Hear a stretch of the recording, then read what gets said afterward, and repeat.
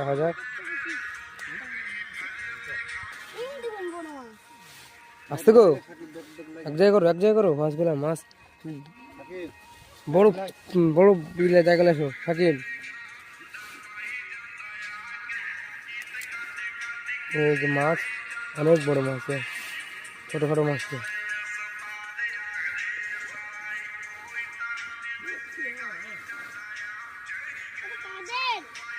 বড় মাছটা গেল কই?